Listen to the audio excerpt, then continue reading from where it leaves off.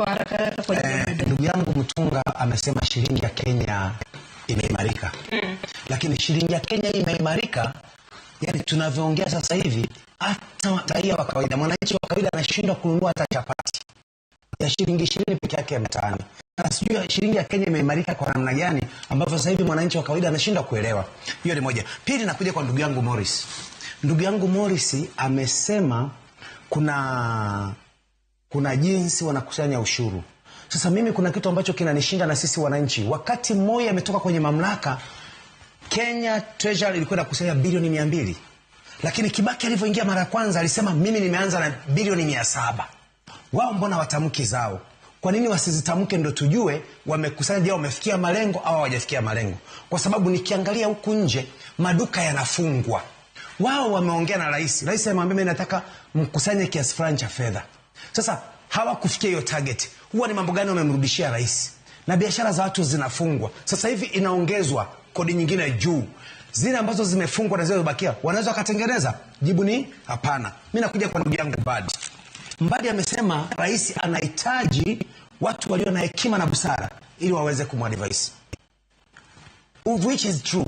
Yani mkono kasa.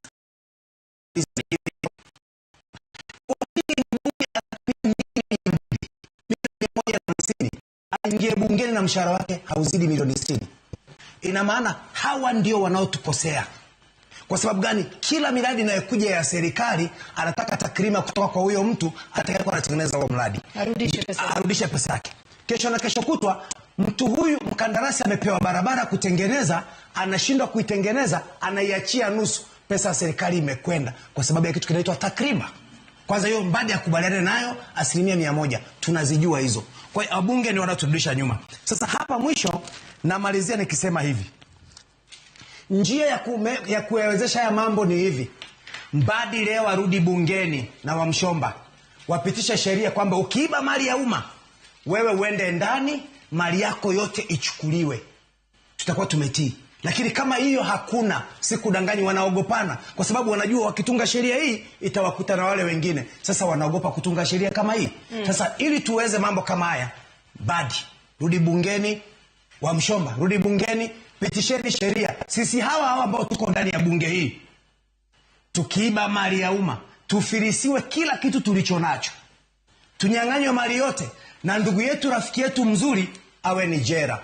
Uone mambo yatabadilika. Kama hiyo hakuna, tunawafundisha watoto ambao wako darasa la 2 saizi, walioko darasa la 8, walioko sekondari kuwa wezi wazuri